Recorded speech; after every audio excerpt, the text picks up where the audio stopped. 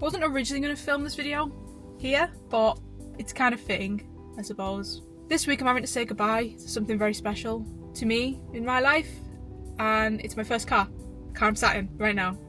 And I'm going to try my absolute best. But this could very well be the first video of me crying on the internet, considering how much I sobbed even just writing the script for this video. So, fasten your seatbelts. So this is Bill, my little Peugeot 108, and having him has been arguably one of the greatest things that I've had in my entire adult life. I was very fortunate enough to get Bill on my 18th birthday, a good 7 years ago. Doesn't make me feel old at all. I'll never forget finding out that I had a car, because I came down the stairs, my mum put her hands over my eyes, guided me to the front door, and my dad was on the driveway with it. And I remember being really shocked about it because I hadn't even passed my test. I did 3 tests and failed all of them. I kind of threw a little bit of a strop because I was getting frustrated with myself, being like, why can't I pass my test? And I didn't know, but my parents had already bought Bill. And I was always under the impression that when I eventually did pass, I was going to take my mum's old car because she stopped driving a few years before this. But no, they really wanted me to have something that was mine. So I'm very appreciative for that. So my birthday's in December, and it falls within the little Christmas period that everybody has off. And I was in college at the time, in my A-level year. And I spent that entire Christmas period in this seat as much as I possibly could. Any opportunity that my dad had free, I would have him in this passenger seat so I could drive the car, because I was only a provisional learner then. And even sometimes if the car was just on the driveway, I would just sit in this seat and just daydream about the day I could finally drive it by myself. We're not even halfway through the story.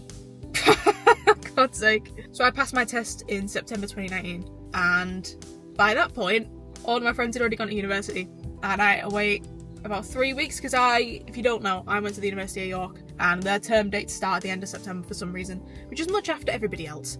So it was quite literally just me and Bill, and I spent about 3.5-4 weeks just aimlessly driving around because it's all I wanted to do, really.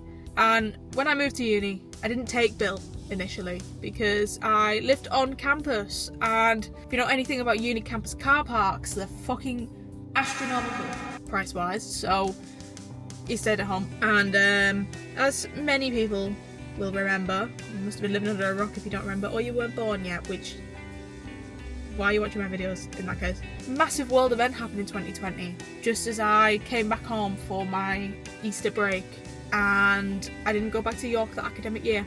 We were stuck inside.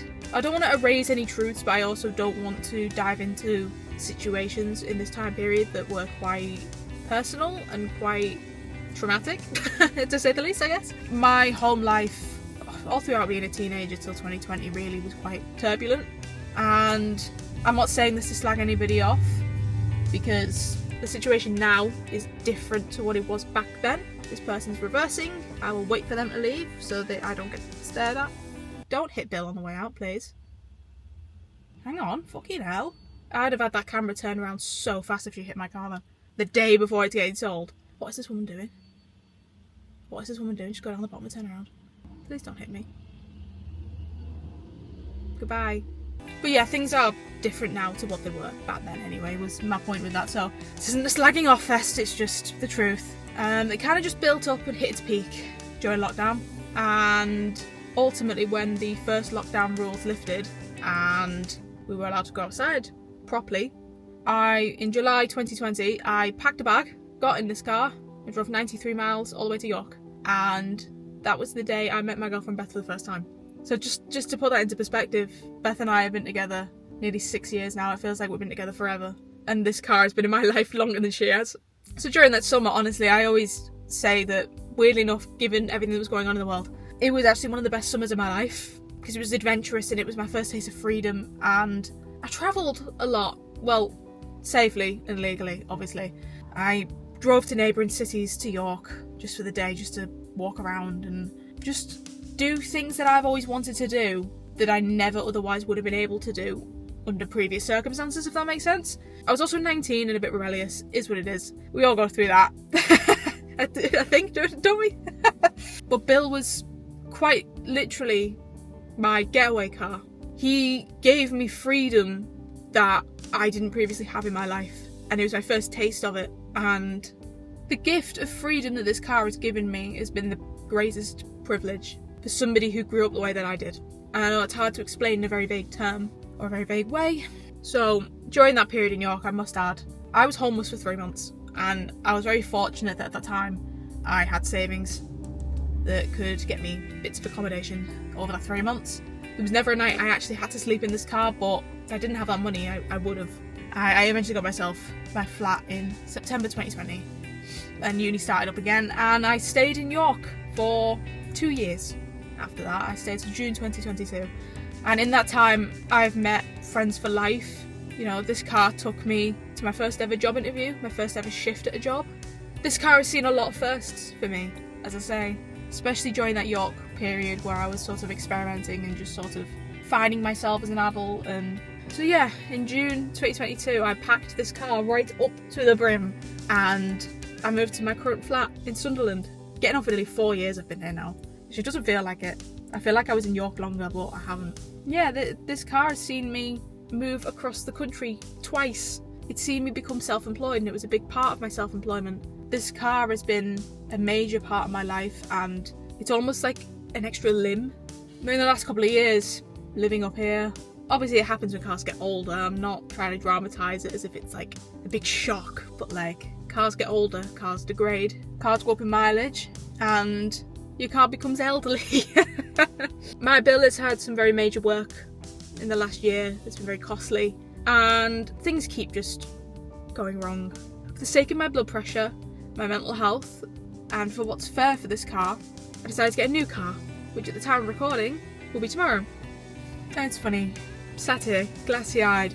You'll never see me like this on the internet again, and if you do, you can fucking, I swear to God. I'm a very sentimental person, if you couldn't tell. I have about exactly, pretty much bang on, it's 2:55. I pick up my new car Friday, 3 PM, and I've got exactly 24 hours left with this car. I've had, fucking hell, Speedy Gonzales. As I say, I've had since the day I turned 18. And life moves on, things change, and I'm getting an absolutely sexy new car, which I'm very happy about. Don't get me wrong, I'm absolutely like buzzing to get it, but there is a part of me that has to let go of my little bill. Fucking hell, man. I was supposed to make the video, not for attention because I'm crying on the internet, but to prove it's okay to be sad about things like this. You know, they all say you never forget your first car. I really feel that. Another really prevalent moment in mine and Bill's history is that I drove Beth and I to the Eries tour in Edinburgh on night 2. And if you're a Swiftie, you'll know that our surprise songs for that night was Getaway Car and The Bolter. And as much as like that song reminds me of me and Beth, of course it does, it also makes me think of Bill. Having Bill has meant a hell of a lot to me. This is a very hard video to make. I don't make videos like this. I have some very happy memories of this car. Some very positive things this car has given me. But it's time to say goodbye to it. Move forward. And that's okay. So this is just my video for Bill. And for non-sentimental people watching this is probably really fucking ridiculous. I'm hoping some people understand where I'm coming from. Okay, I think that's it. I think that's everything. Are we a jet set, Bonnie and Clyde? Talking straight to the other side, to the other side. There's no surprise when you in, no, 'cause us traitors never win. I'm in a getaway car, I left in a motel bar, put the money in the bag and I stole the keys. That was the last time you ever saw me. We were driving a getaway car, sirens and beat your heart. Don't pretend it's such a mystery. Think you're on the place where you first met me. In a getaway car, we'll never get far. Oh, nothing good starts and they get to it cars right. In a getaway car.